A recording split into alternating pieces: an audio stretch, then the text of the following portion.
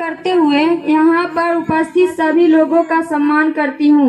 मैं अपने कर्तव्य में कहना चाहती हूँ कि नाच गाना विरहा आदि होता है तो देखने सुनने की भीड़ लग जाती है। अगर बात शिक्षा का हो, ज्ञान इतिहास का हो तो हमारे समाज के लोगों को टाइम नहीं है। घर बैठे रहेंगे, सोए रहेंगे। घूमने के लिए टाइम है लेकिन अपने इतिहास के लिए टाइम है, इतिहास के लिए टाइम नहीं है। लेकिन अपने इतिहास के बारे में देखने सुनने के लिए टाइम समय नहीं है। और जब तक किसी चीज को गहराई से समझेंगे नहीं तो हम लोग हमेशा अंधकार में रहेंगे, ढोंग पखंडों में फंसे रहेंगे। तो आइए हम सब देखें, सुने, समझे, सम्राट अशोक सम्मान के सपनों का भारत देश बनाएं। शिक्षित बने, संगठित बने, संघर्ष करें। जय भारत।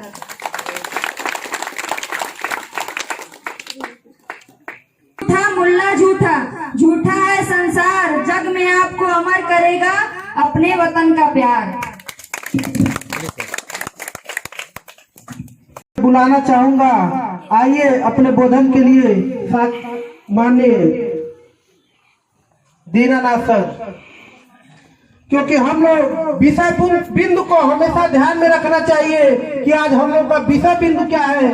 आज माता सावित्रीबाई फुले जी की 191वीं जयंती सम्राट अशोक क्लब भारत के तत्वाधान में चकसरिया में मनाया जा रहा है। आप यहाँ पे जितने लोग भी आए होंगे, सम्राट अशोक क्लब परिवार आप लोगों का तहे दिल से हार्दिक स्वागत एवं अभिनंदन करता है। आइए दीनानाथ सर जी।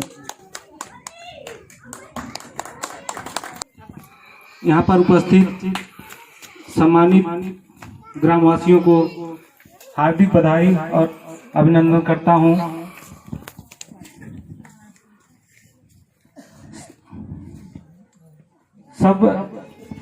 सभी लोग कुछ न कुछ माता सावित्रीबाई के बारे में, उनके जीवन के बारे में, उनके योगदान के बारे में बताया गया आप लोगों को।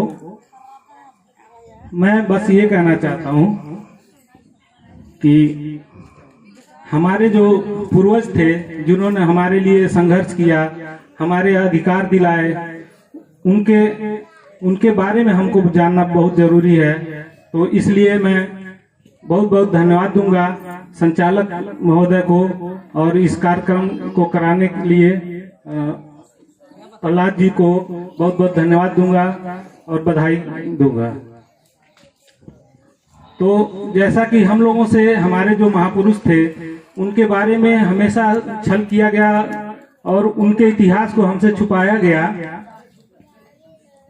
अब धीरे धीरे लोग शिक्षित हो रहे हैं और इस चीज को जान रहे हैं। अपने पूर्वज जो हमारे लिए योगदान दिए थे उनको खोजा जा रहा है और इस तरह मनाया जा रहा है।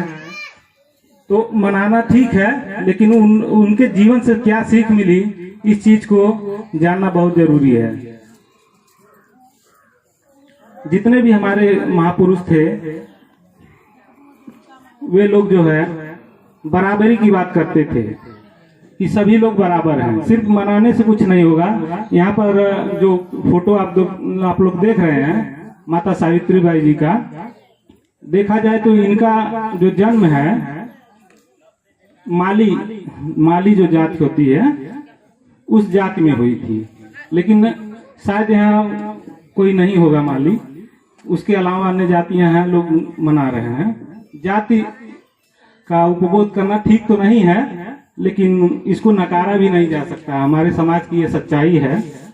तो इसलिए हम यही चाहेंगे कि हम लोग अपने जातियों में न बट करके एक बहुजन समाज की जो डॉक्टर अंबेडकर जी कल्पना करते थे उसको बनाया जाए और सभी को बराबरी का अधिकार दिलाया जाए। हमारे देश में बहुत सारी जातियां हैं, कई हजार, 6,000 कितनी जातियां हैं। इससे पहले हमारे समाज को 4 वर्गों में बांटा गया था, जिसमें बुद्ध जी का जब जन्म हुआ उन्होंने ज्ञान की प्राप्ति की और उन्होंने लोग आगे बढ़ सकते हैं। नालंदा विश्वविद्यालय आप लोगों को, कुछ लोगों को तो जरूर मालूम होगा, जिसमें ज्ञान का खजाना रखा गया था। कुछ जातिवादी मानसिकता के लोगों की वजह से उसको जला दिया गया और हम लोगों से छल किया गया। तो सब मिलाकर के बस यही कहना चाहूंगा कि जब आप ऊंच नीच की बात करेंगे, जब आप मानते हैं कि 1 से बड़ा 2 है, तो 2 से बड़ा भी कोई होगा ना, 2 से बड़ा 3 होगा। तो जब हम अपने आप को किसी से बड़ा समझेंगे तो हमसे भी बड़ा कोई होगा। इसलिए मैं आप लोगों से यही गुजारिश करूंगा, निवेदन करूंगा कि इस बात को समझें और अपने समाज को एक बराबर समझ करके आगे बढ़ने का काम करें। इसी के साथ अपने वाणी को विराम दूंगा। जय भीम, नमो बुद्धाय। बहुत बहुत धन्यवाद दीनानाथ सर जी। मैं आपको यह भी बताना चाहता हूँ कि इस देश को समानता का अधिकार देने वाले बहुत से लोग हुए हैं इस भारत में। महावीर स्वामी से लेकर के light of Asia Gautam Buddha ji को कहा जाता है, जो विश्व की सबसे बड़ा महाद्वीप होती है उसमें लाइट ऑफ एशिया अगर कहा जाता है तो गौतम बुद्ध को कहा जाता है। इसके बाद सम्राट अशोक महान जी ने भी, बहुत से राजा महाराजाओं ने दान धन बहुत सा दान किया होगा, लेकिन सम्राट अशोक महान ऐसे हुए जो अपने पुत्र और पुत्री को ज्ञान के लिए श्रीलंका भेज दिए थे। आगे चल करके भारत रत्न डॉक्टर भीमराव अंबेडकर जी ने भी बहुत संघर्ष करके आज यह देश जहां पहुंचा है। मैं सम्राट अशोक क्लब परिवार की तरफ से भी उनका भी तहे दिल से हार्दिक स्वागत अभिनंदन करता हूं। मैं आपके बोधन से यह लगा कि आप कहना क्या चाह रहे थे कि आइंस्टीन ने कभी सरस्वती पूजा नहीं की। आइंस्टीन ने कभी सरस्वती पूजा नहीं की, लेकिन दुनिया का सबसे बुद्धिमान आदमी अगर आज कोई है तो आइंस्टीन है, आइंस्टीन है। अब मैं अगली कड़ी में ग्राम चकसरिया ब्लॉक उरुआ महिला संघ की अध्यक्ष मैं माननीय गायत्री मौर्य जी को बुलाने से पहले मैं उनके लिए 2 शब्द। नारी, आपको अपना इतिहास जगाना होगा। नारी, आपको अपना इतिहास जगाना होगा। नारी ही है नर की खान बताना होगा। न हो देश में कोई नारी शोषण। अब तुमको वक्त पर हथियार उठाना होगा, वक्त पर हथियार उठाना होगा। आइए माननीय गायत्री मौर्य जी। यहाँ उपस्थित सभी ग्रामवासियों, मेरी माताओं बहनों, सबको मैं हार्दिक अभिनंदन और स्वागत करती हूँ। आज का दिन हम लोगों के जीवन में एक ऐसा दिन है जिस दिन मतलब शिक्षा की शुरुआत हुई थी। और सावित्रीबाई फुले के बारे में तो आप सबने बच्चों से और मतलब बहुत सारे लोगों से सुना होगा। मैं अपने बारे में बताऊंगी कि मेरी जिंदगी में अगर अहम होगी तो 3 औरतें हैं। पहले तो सावित्रीबाई फुले जिन्होंने शिक्षा की शुरुआत किया, जिसकी वजह से मुझे शिक्षा मिली है। दूसरी मेरी माता है जिन्होंने मुझे पढ़ने का अवसर दिया। और तीसरी हमारी सास है जिन्होंने मुझे कभी भी किसी काम के लिए नहीं रोका है और मुझे आगे बढ़ने का हमेशा मतलब सहयोग किया है। कभी मुझे रोका नहीं कि तुम ये मत करो मत करो। और जहाँ भी जाती हूँ उनके विश्वास पे सब कुछ छोड़ के जाती हूँ। और मतलब आज जो मान सम्मान मिल रहा है इन्हीं लोगों की वजह से मुझे मिल रहा है। इन्होंने मुझे बाहर निकलने का मौका दिया और आज बोलने का मौका भी इन्हीं की वजह से मिल रहा है। सावित्रीबाई फुले जो मतलब आपने बताया कि शिक्षा की नारी है, इन्होंने समाज सेवक मतलब काम किया। इनके पति ज्योतिराव फुले जो थे उनका एक ही मानना था कि अगर एक पुरुष पढ़ता है तो अकेले ही होशियार होता है, अकेले ही अपने आप में रह जाता है। लेकिन अगर एक औरत पढ़ेगी तो अपने पूरे परिवार को पढ़ाएगी, अपने बच्चों को भी पढ़ाएगी। इसी आधार पे उन्होंने अपनी पत्नी जो सावित्रीबाई फुले को पढ़ाया। वह जब पढ़ाने के लिए जाती थी तो कोई गोबर फेंकता था, कोई मतलब ईंटे पत्थर से मार देता था, लेकिन कभी वो डरी नहीं। उन्होंने अपना काम नहीं छोड़ा और आज तक उनका नाम मतलब शिक्षा के रूप में, नारी के पहली शिक्षा, महिला शिक्षा के रूप में उनके लिया जाता है। उन्होंने एक काम और किया था जो शायद मतलब सब बताना भूल गए थे कि पहले जमाने में अगर कोई औरत विधवा हो जाती थी तो उसका सब मुंडन करवा देते थे, बाल छिलवा देते थे। तो उन्होंने क्या किया, और ज्योतिराव फुले ने दोनों ने मिलकर क्या किया, नाई समाज से जाकर मिलकर उस बात को समझाया कि एक औरत का मुंडन करवाना बहुत बुरी बात है। लेकिन मतलब उन लोगों को समझाते समझाते आंदोलन छिड़ गया और उन्होंने विधवाओं के बाल कटवाना रोक दिया। उस समय की बात है। हमारे प्रतिष्ठित समाज के जो लोग थे वो उनसे कितने भी नाराज हुए, लेकिन उन्होंने पीछा मतलब नहीं छोड़ा, लेकिन अपने काम करते रहे। ज्योतिराव फुले ने एक सत्य शोधक समाज नाम की स्थापना की थी और उसी द्वारा अपना मतलब चलाते थे। जो कार्यक्रम था या जो समाज के बारे में उनकी जागरूकता थी वो करते थे। यही सब बातों के साथ मैं अपने वाणी को विराम देती हूँ और सावित्रीबाई फुले के जन्म दिवस हमारे चकसरा में पहली बार मनाया जा रहा है। इस उपलक्ष्य में सम्राट अशोक क्लब को बहुत बहुत धन्यवाद देती हूँ, जिन्होंने यहाँ आज उपस्थित रहकर इस कार्यक्रम को बढ़ाया और आगे अगले साल करने का भी यही होगा। इस बात के साथ मैं अपनी बात को खत्म कर दूं। बहुत बहुत धन्यवाद माननीय गायत्री मौर्य जी। अब अगली कड़ी में हम लोग आप लोगों को यह भी अवगत कराना चाह रहे हैं कि सम्राट अशोक क्लब ग्रामीण इकाई अशोकपुर अलीपुर के तत्वाधान में कल दिनांक 4 जनवरी 2021 को 4 बजे माता सावित्रीबाई फुले जी का जन्म दिवस वहाँ मनाया जाएगा। हम लोग हर साल 3 तारीख को करते थे, लेकिन सम्राट अशोक क्लब का यह उद्देश्य होता है पूरे भारत में जिस जगह भी पहला कार्यक्रम हो वहाँ उसी डेट और दिनांक में होना चाहिए। जो लोग जगह हैं वहाँ तो 1 हफ्ते 1 महीने बाद भी मनाया जा सकता है। यह सम्राट अशोक क्लब का यह सिद्धांत है। अब मैं सम्राट अशोक क्लब जिला गोरखपुर जिला प्रचार मंत्री माननीय रामध्यान मौर्य जी को बुलाने से पहले मैं आपके लिए 2 लाइनें लिखी है कि मंदिरों से प्रार्थना और मस्जिदों से अजान होना चाहिए, गिरजाघर एवं गुरुद्वारों से यह ऐलान होना चाहिए। महिला को शिक्षित और शक्तिशाली बनाने के लिए हर घर में माता सावित्रीबाई फुले और फूलन देवी का फोटो होना चाहिए। माता सावित्रीबाई फुले का तस्वीर होना चाहिए। आइए माननीय रामध्यान मौर्य जी।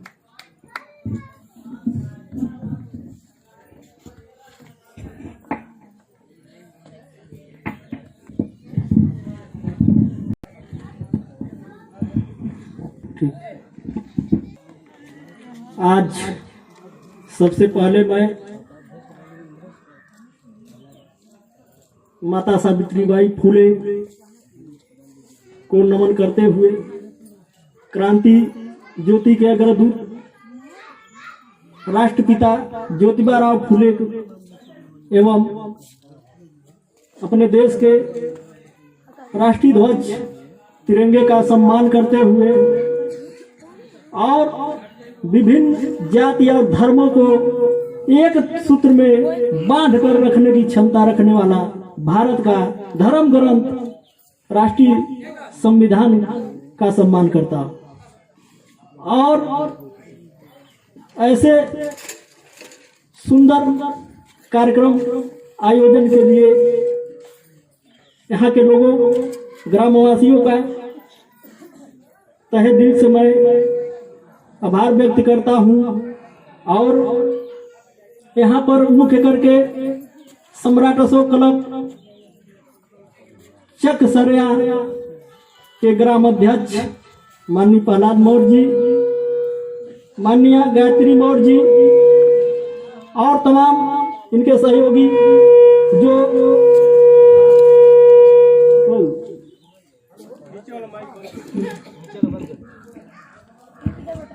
जो यहाँ पर विचार मंथन करके 1 हफ्ते से तो आज जो शिक्षा का प्रचार यह माता सावित्रीबाई फुले की देन है कि हम लोग और आप सब यहाँ तक पहुँचे हैं। अगर वो लोग शायद न, अगर शायद ये पहले जानकारी रही होती तो ऐसे ही लोग चित्र को टांग करके अपने चरित्रों का निर्माण करते हैं। और जब ऐसा चित्र घर में नहीं है तो लाख पूजा पाठ करिए, चरित्र सही नहीं बनेगा, क्योंकि वो चित्र से ही चरित्र का निर्माण होता है। तो अपने घरों में आप लोग ऐसे चित्रों को लगाइए जिससे आने वाली भविष्य मजबूत हो। जो दीवारा फूले का फोटो टांगिए, माता सावित्रीबाई फूले का, गौतम बुद्ध का फोटो टांगिए, बाबा साहब का फोटो लगाइए, तब चरित्र वो तरीके से बनेगा। जब अपने महापुरुषों का आप लोग अपने घरों में कद्र करेंगे, और नहीं तो जानेंगे नहीं तो वही हाल होगा जैसे बिखरे हुए। तो करंट रही कौन और बोर्ड में, तो पलक खोस रहे हैं हम लोग किसी और बोर्ड में। किसी नाते जीवन भर नहीं उजाला हुआ, तो अपनी पलक ढोंग पाखंडों में से निकालिए। अपनी पलक ढोंग पाखंडों में जो लोग खोसे हैं वहां से निकाल करके विज्ञान में घुसाइए, संविधान में घुसाइए, तब घरों में उजाला होगा। जो आज महिला माँ बहनों का पढ़ने का अधिकार मिला है, जो माँ बहनों का पढ़ने का अधिकार मिला है, जब यही पढ़ लिख के आगे हो जाती है तो सरस्वती जी को लड्डू बांधती है, सारा का श्रेय वो ले ली, जगह समाज में कोनो योगदान नहीं था। तो करंट जिस बोर्ड में है तो उसी बोर्ड में पलक लगाइए,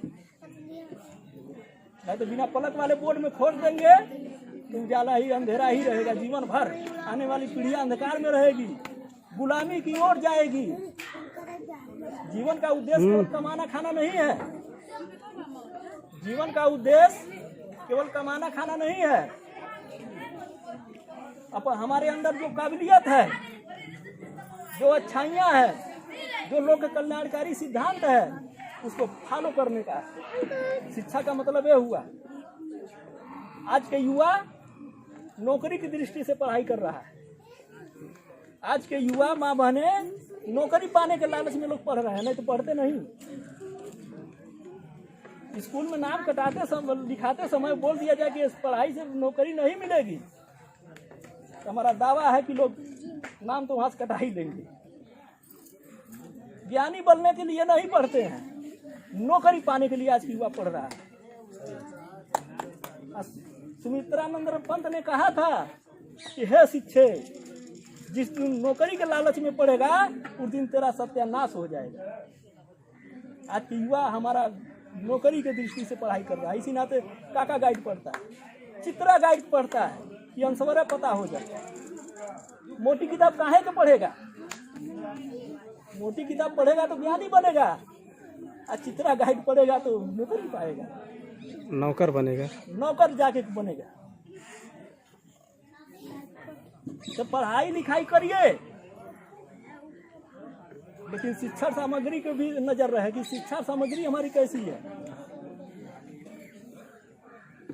शिक्षा सामग्री हमारी कैसी है, शिक्षा पे आज बात हो रही है। पढ़ाई लिखाई खूब करिए, लेकिन अपने वैज्ञानिक दृष्टिकोण को अपने पास रखिए। तब उनका अंधकार ही में रहेगी वो दृष्टि से, अगर ज्ञान को लेकर नहीं चले। क्योंकि समाज में दो प्रकार के शिक्षा चल रही है, एक ढोंगी पाखंडी शिक्षा है और एक वैज्ञानिक दृष्टिकोण की शिक्षा है। एक ढोंगियों पाखंडियों की लाइन है, एक और वैज्ञानिकों की लाइन है।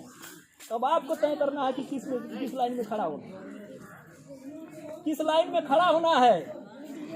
लेकिन 99% लोग ढोंगियों पाखंडियों की लाइन में खड़े हैं, उसी को अपनी सामग्री समझ पाए हैं, उसी में अपना भविष्य तलाश रहे हैं, और झूठा कुछ होने वाला नहीं है। तो हमारा विनम्र निवेदन है कि पढ़िए लिखिए, लेकिन वैज्ञानिक दृष्टिकोण को समझिए कि गंगा कहाँ से निकली है, गंगा कहाँ से निकली है। अगर कोई बता दे बोरिंग से निकली है, जटा से निकली है, तुरंत टीचर काट देगा, लिख देंगे। तो 2 प्रकार की शिक्षा चल रही है। स्कूल में पढ़ाया जाता है गंगा निकली है हिमालय की चोटी से, और घर पर माई दादा बच्चों को पढ़ाते हैं गंगा निकली है शंकर जी के जटा से। यही शिक्षा हमारे देश की। एक अनपढ़ भी भटका हुआ है, एक पढ़ा लिखा भटका हुआ है। जिसके पास अक्षर ज्ञान है वो भटका है, और जो अंगूठा छाप है वो भटका है। तो समाज में ऐसा वातावरण संविधान कल्पना नहीं किया था। संविधान जो बना था तो समाज में ऐसे वातावरण की कल्पना नहीं किए कि पढ़े लिखे लोग गोबर को गधे से ही कहेंगे। शिक्षा का मतलब होता है सही को सही जानिए। अगर पत्थर पत्थर दिखाई दे रहा है, अगर पत्थर पत्थर दिखाई दे रहा है तो समझिए हमारी दृष्टि सही है। हमको मोतियाबिंद नहीं हुआ है। अब पत्थर से लिंग दिखाई देता है तो 100% मान लीजिए कि हमको मोतियाबिंद हुआ है। ये हमारी दृष्टि दोष है कि गोबर गोबर नहीं दिखाई दे रहा है, ये हमारी दृष्टि दोष है। तो जिस दिन गोबर गोबर दिखाई की तरह देने लगेगा, पत्थर पत्थर की तरह दिखाई देगा, समझ लेना हम ज्ञानी हो गए। समझ लेना हम ज्ञानी हो गए। आज जिस दिन पत्थर शिवलिंग देखेगा समझ लीजिए कि पढ़ाई लिखाई सब चौपट। पढ़ना लिखना खाली अक्षर ज्ञान लेके ढोर है। यही शब्द के माने हई होता है, हई युक्ति के हई होता है।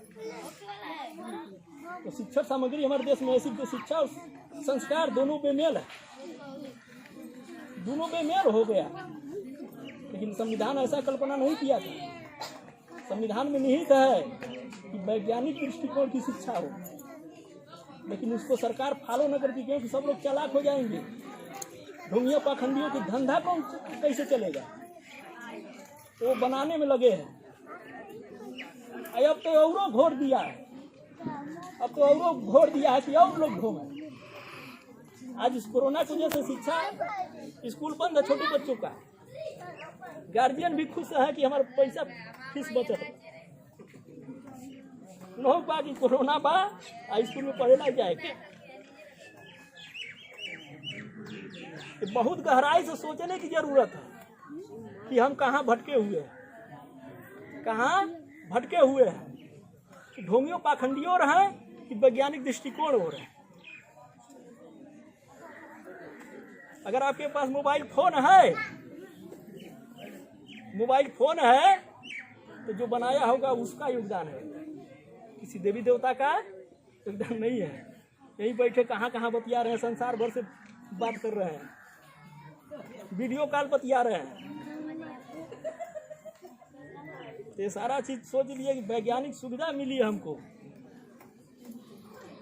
आज से कुछ साल पहले संख्या पे लोग जाते हैं कि जिसकी संख्या भारी है उधर चलो, झूठ की संख्या भारी है तो झूठ ओर चलो, अगर सत्य की संख्या भारी है तो सत्य ओर चलो। लेकिन आजकल झूठ की संख्या ज्यादा है, उधर है। एक दिन संख्या उनकी भी भारी थी जो लोग कर रहे थे कि सूर्य घूमता है पृथ्वी नहीं घूमती है। ये कहने वालों की संख्या उस दिन बहुत ज्यादा थी।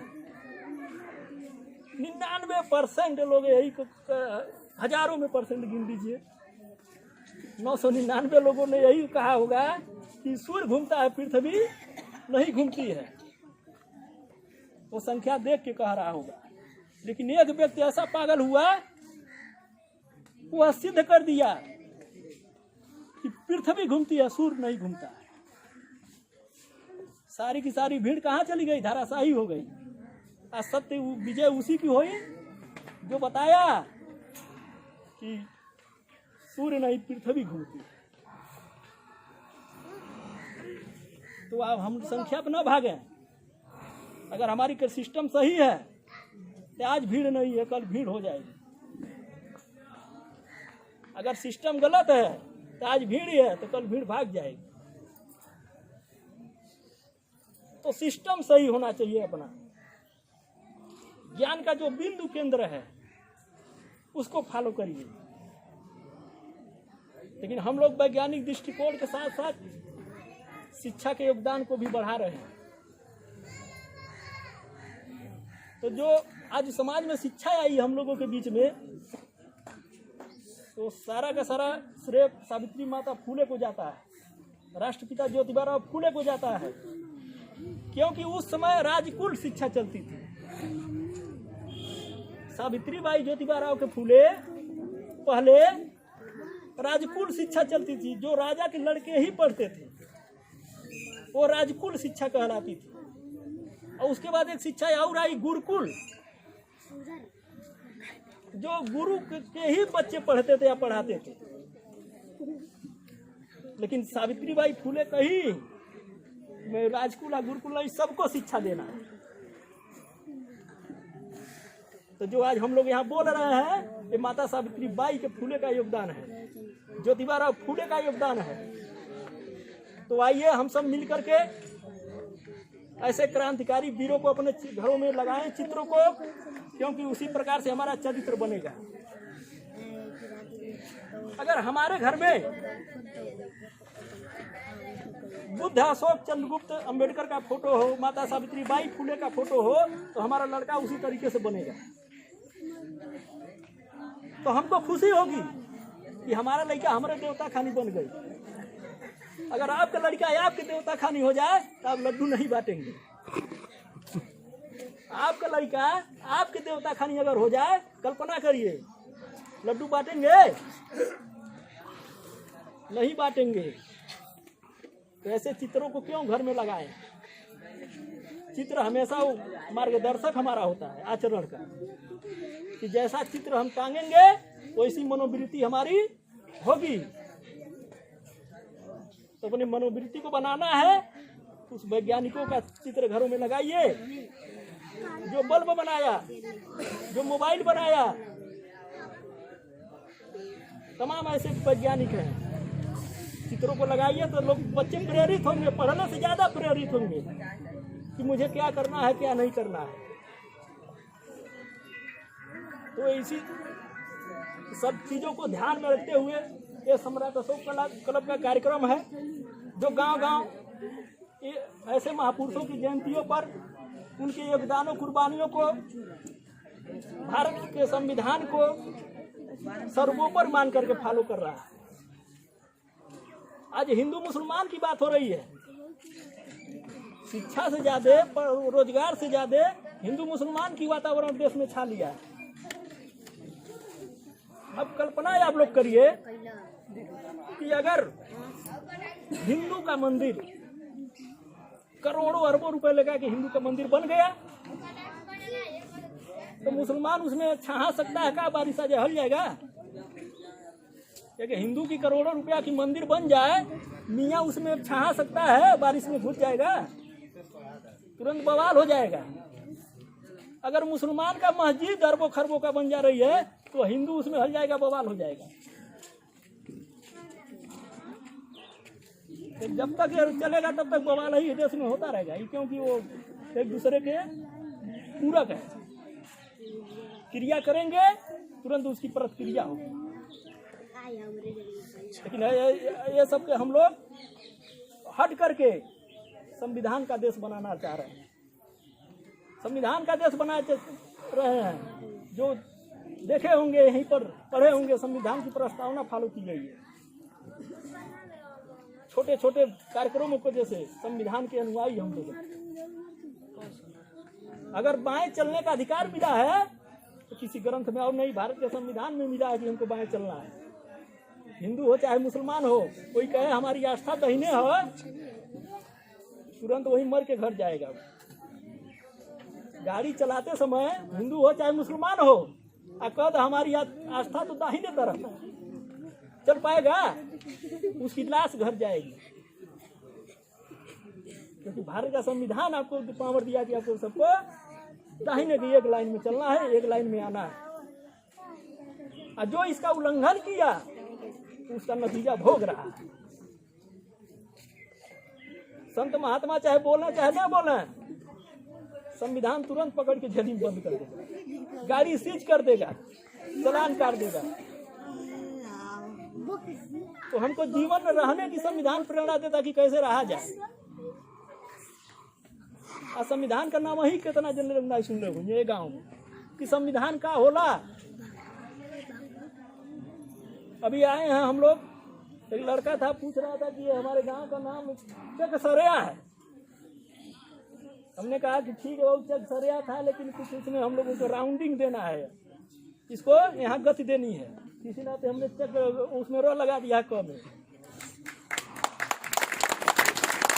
तो इसको आप लोग फॉलो करिए, चक्र सरिया है, चक्र सरिया है, मतलब कि अब चक्र चल दिया है यहाँ से चक्र अब नाच रहा है, नाचना शुरू कर दिया। आपने तो स्थित चक्र था, लेकिन रन लग करके वो चक्र बन गया है, यहाँ से गतिमान यहाँ से जाएगा।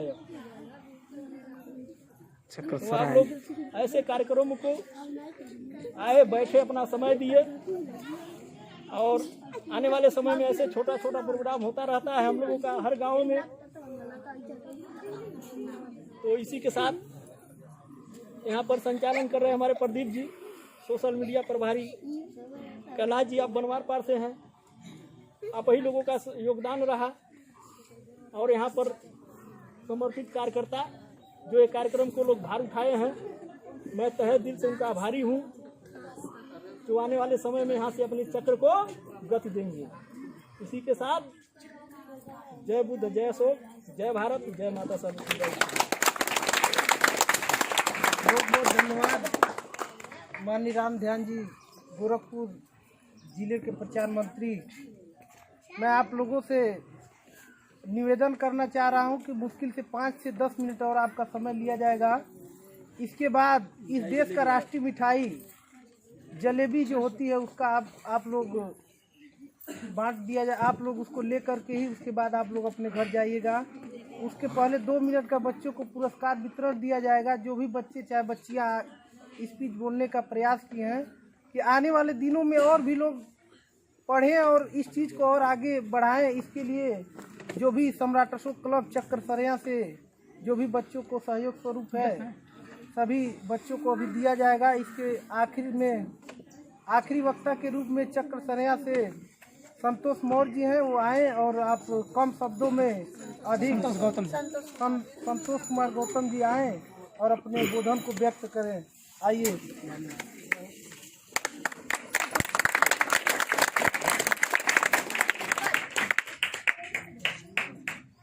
यहाँ पे सभी उपस्थित मित्रगण, साथियों और बड़े माता बहनों और चाचा और चाचियों, मैं स्वागत करता हूँ। इतना काफ़ी मूल्य समय आप निकाल कर यहाँ पर प्रोग्राम को शामिल हुए। और इस 3 तारीख सावित्री बाई फुले के जन्मदिन पर आप सबका स्वागत है। जैसा कि हमारे बड़े भाई लोग और छोटे भाई लोग द्वारा आपने वक्ता सुना सावित्री बाई फुले के बारे में, कि इन्होंने बहुत संघर्ष किया जीवन में। तो काफ़ी समय लाइट कट करने की वजह से ज़्यादा मैं समय नहीं लूँगा। और इसी के मैं आज मुझे बहुत खुशी हो रही है तहे दिल से। और इस कार्यक्रम के अध्यक्ष प्रहलाद जी का मैं तहे दिल से स्वागत करता हूँ। और मैं चाहूँगा कि हर साल इसी तरह प्रोग्राम का ये आयोजन करें। और आए हुए हमारे मित्रगण अलीपुर से अशोक सम्राट के अशोकपुर अलीपुर के प्रदीप कुमार मौर्य जी, मैं स्वागत करता हूं कि बहुत काफ़ी समय निकाल के अपना जो है यहाँ पर समय दिया, और इसके लिए बहुत बहुत धन्यवाद।